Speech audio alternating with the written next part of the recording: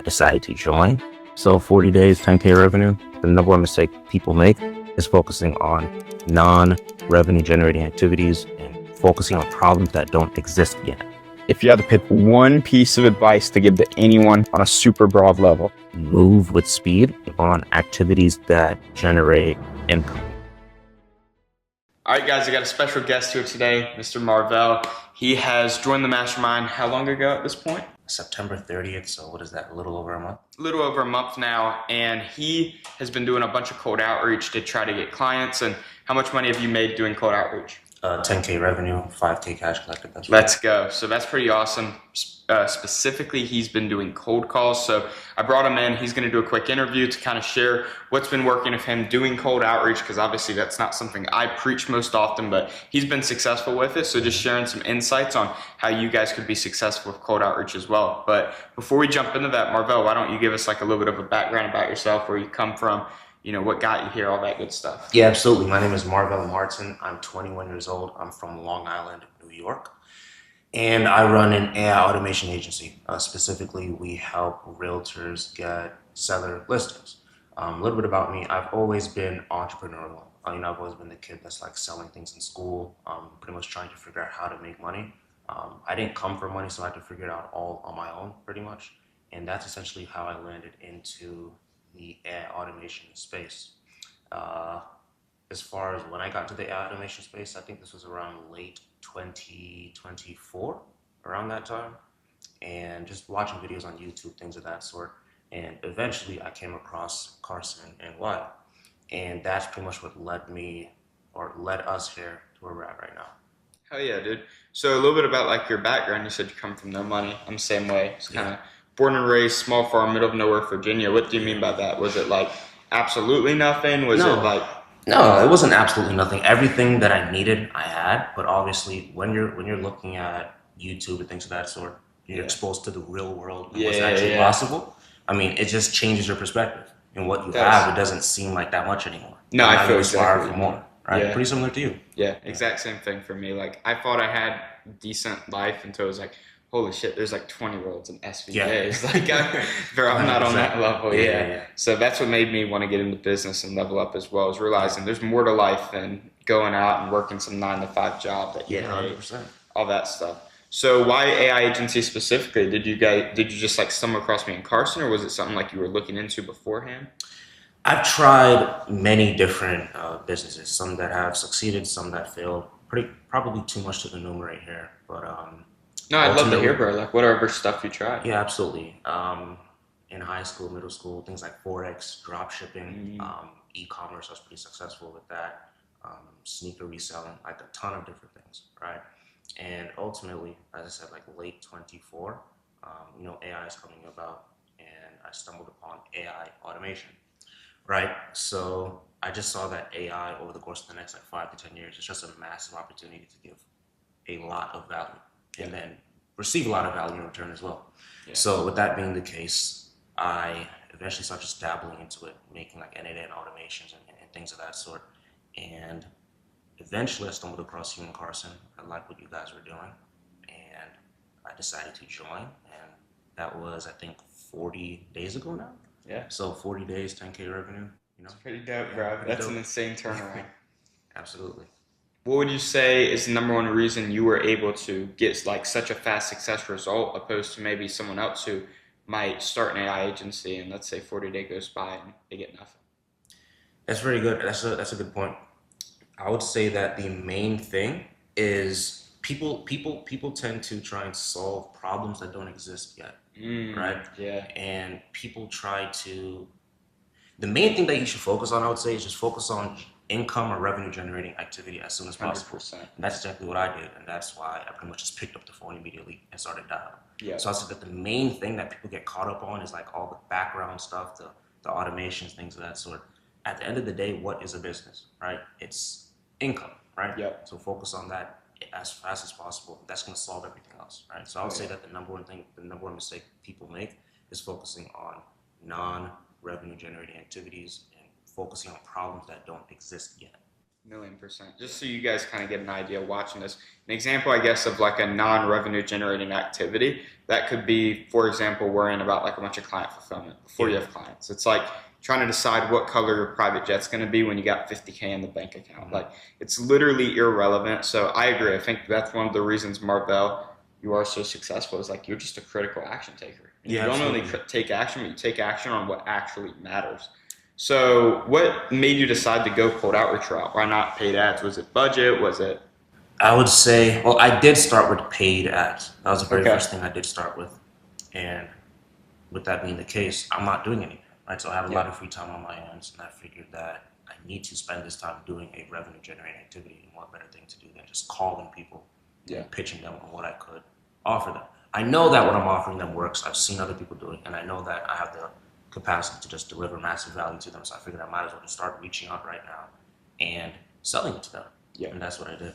How many hours per day would you say you spent calling, and how many dials were you able to get per day on average? That's a good question. I would say that I wasn't really tracking how many people I was calling per se. More so, I would go through all the course material, right? And let's say 2 p.m., I would just call straight from 2 p.m. to like 8 p.m. or something like that. But if I had to quantify, maybe somewhere from like 100 to 200 calls, and some of them pick up, some of them don't. But yeah, I would say roughly that amount. So like 6 hours a day. How many days did it take you to land your first client doing that many calls per day? That's a very good question. You're gonna like this. I ended up, so on the second day that I started this cold calling outreach, right, I ended up landing my first client, but I actually closed him, I think it was a week later. I got you. So, was it like a follow-up close, or was it just like that was how far a sales call was? That's just how far the sales call was. That's dope, dude. That's crazy. Literally 2 days of cold calling? Yeah.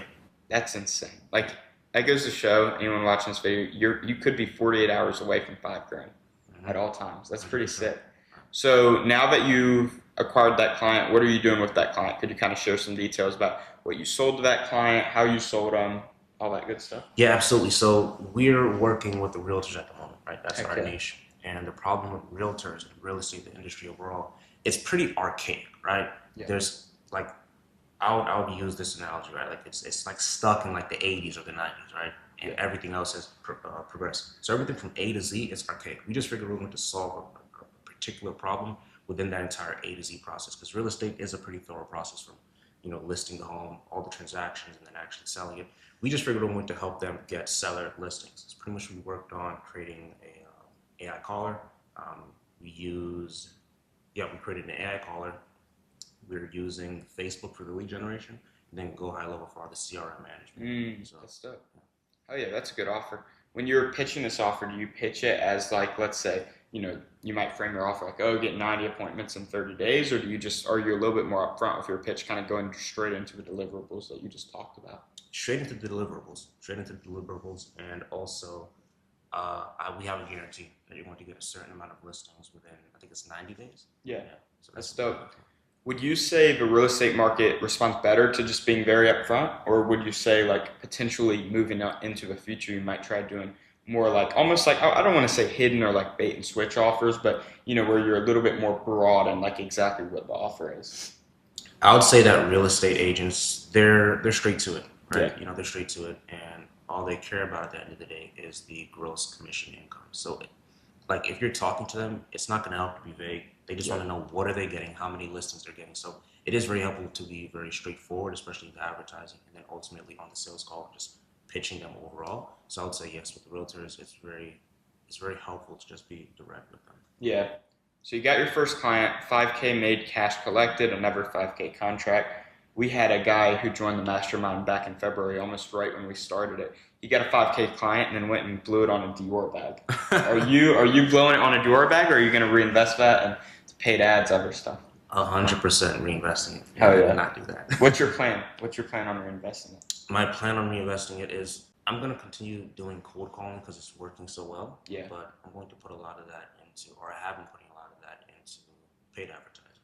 Right? Yeah. So just collect as much data as possible and scaling with that. Now, obviously, Carson is a little bit more on the front end when it comes to paid advertising inside of the mastermind, but could you kind of share some of the stuff that you're doing in like super simple terms so even a guy like me who isn't super big on paid advertising could understand it?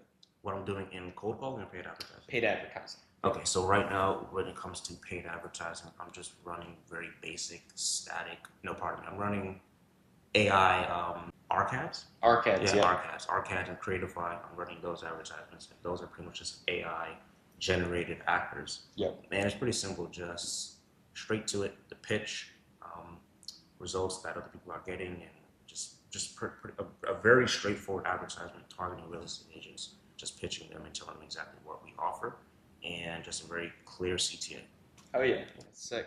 On the other end of the spectrum, when it comes to cold calling, what would you say is like the number one tips you'd give to people? Like, let's say they don't have money for ads, or maybe they do and they're like you and they just want to do something else in their meantime. Like, what's your best tips when it comes to cold calling on like a super tactical level? People think of cold calling like it's a science, right? So you need to, when it comes to cold calling, you need to sound as human as possible. You need to make it sound like you're just talking to a friend or something. Otherwise, they're going to hang up. Like they're getting a lot of robocalls. They're getting calls from people in third world countries, India, and it's like if you sound like them, they're going to hang up immediately. So I say that's like the number one best tip is just to sound like a human. As far as the entire process, you want to qualify them first. Say, hey, are you this person? Are you interested in this? And then just be straightforward and be kind, be nice. And I mean, if anything, they're going to be receptive and hopefully be able to actually land them on our sales call. That's sick. That's really good advice. What are you using to do cold calls? Are you just using like your personal number, or is it like in the Go High Level CRM? I started just calling with my personal number. That's what I did when I Yeah, started too. 100%. Yeah, I was one of my first niches I went after. It never ended up working out, but it was a lawsuit, not lawsuit, law firm niche, and I was just cold calling them. And I always hit gatekeepers, and that was like the biggest issue. And that's why I switched niches. Ended up switching to HVAC, roofing, as you know. That was like my biggest thing was the home service niches before I partnered up with Carson. Would you say with these real estate people you really face gatekeepers, or is that not really an issue? No, with real estate agents, for the most part, they answer the phone directly. Like they're Yeah, working all day, and it's a direct line to them. If it's like a brokerage or something of the sort, yeah, there's going to be gatekeepers. But in that case, more likely than not, I'm just gonna hang up and move on to yeah, another realtor. agreed. Doesn't make sense. No, I agree. I don't think it makes sense. That's what I probably tell any beginners watching this too. Is obviously it depends on your niche. If you're in real estate, then for example, cold calling could work very well. But definitely be cautious of niches that are gatekeeper heavy because it could end up kind of imploding in your face, just wasting a bunch of time dealing with them. That's what I noticed with law firms. So that's why I ended up switching because I had a bunch of free time too. I had no money for paid ads, so I had to make it work. Yeah, you gotta make it work. One of the top things that I actually learned from one of my mentors, and I talked about it in the mastermind that we just did yesterday, is if somebody gets on the phone with me, they either buy from me, tell me goodbye, or die. Do you kind of adopt that philosophy when it comes to cold calls and setting appointments where it's like you're very persistent, or would you say you're a little bit more laid back and you take no for an answer and then just move on? It depends, right? So I would say within the first, like, I don't know, 10 to 20 seconds, I can tell if they'll be willing to go for it, right? They may have some objections, and if anything, it's just my job to demolish those objections, just lower um, lower their perception of what it means to actually hop on a sales call. Right? Yeah. They don't want to feel like they're investing too much. They just want to feel like they're receiving something. So to answer your question, when it comes to that, I would say it just depends within like the first 10 to 20 seconds. I'll know. If it seems like it's a hard no, I'll just hang up and move on. But if it's there, I'll persist. Oh yeah, dude. I like that. What's like maybe some top objections you get and how do you kind of overcome them? The top objections, in complete honesty, the number one objection that I get is that they're just yeah. All right. So the number one objection that I get is that they want to hear from other people. They want to hear from other Yeah. realtors and things of that sort. And I don't really know what they want to do. Do they want me to like put them on a 30-day Yeah, call? yeah. It doesn't really make sense. So it's just an objection that comes due to fear and hesitancy. So when I get those objections, for the most part, I just move on. Yeah. You just don't even try to handle it, just speed right past it. I mean, I'll just tell them, hey, you're not investing anything. You're just coming on a sales call, and if anything, you can walk away with some knowledge. You learn a little bit about AI, and if not, no harm, no foul. You just move on. So I'll try and like drop that on them, but if that doesn't work, I'll just move on. Hell yeah. Now, if I remember correctly from the mastermind, your goal in the next 90 days was 50K per month. 100%. What's your plan on getting there? What are steps you're taking that maybe steps that you learned that you should have been taking from the mastermind yesterday that you weren't taking before? I would say that keeping your foot on the gas when it comes to client acquisition and just staying steadfast and acquiring more clients, and then everything from A to Z as far as running the advertisements, acquiring the client, getting on the sales call, and then ultimately fulfilling for them. I can optimize literally every single area. Like with the information that I learned yesterday, there's so much room for improvement in every single area, just making it more seamless, increasing the show rate, and then ultimately fulfilling for them cheaper and quicker. So there's a lot of information that we touched on yesterday. I would say the main one is just increasing the show rate on the calls and doing that by just spamming them with a lot of information and a lot of, I would say, like qualifying questions before the actual sales call. I like it. Hell yeah, dude. Nah, you'll get there in no time. 50K Yeah. per month is bad. Yeah, It's gonna 100%. happen. Yeah. Now we talked like kind of tactical, let's say cold calling, sales calls. Let's take it broad. What is, just to kind of end us off, number one, like if you had to pick one piece of advice to give to anyone who, not only like an AI agency, but maybe even a marketing agency in general, what's your number one piece of advice to them on a super broad level? Like it could be anything. I would say the number one piece of advice would be to move with speed and Oh yeah, move with speed on activities that will generate income. Otherwise, it's just going to be a hobby, agreed. right? So that would be like my number one piece of advice. Hell yeah. I resonate with that a lot. We end up, we have a lot of guys who join the mastermind and, no offense to them, but they're N8N warriors. They just like sit on N8N for like 10 hours a day. And the way I explain it to those people is like, that's the equivalent of like just mental masturbation. It's Yeah, like 100%. reading self-help books and never helping yourself. Like you just read the book all day, but you never take action on what the book entails. So that's super important. You need a lot of guys in the AI space. I feel like need to wake up and be like, okay, it's time to make money now. Yeah, Because there's super talented people. People are probably smarter than me and you. They just spend all day yeah, on the platforms, not actually getting clients, and they could get these clients pretty easy. yeah, definitely. Yeah. Hell yeah, dude. Well, bro, I appreciate you coming out, sharing value. Is there anything you want to plug? Social media, is your company? You can go ahead and follow me on Instagram at Vellspire, VELLSPIRE, and that's about it. You'll be seeing big things coming from me very soon. Hell yeah. I'll go ahead and drop his Instagram below this video as well if you guys want to check him out. But thank you so much for coming on, Marvel. Yeah, I appreciate it. Hell yeah, bro.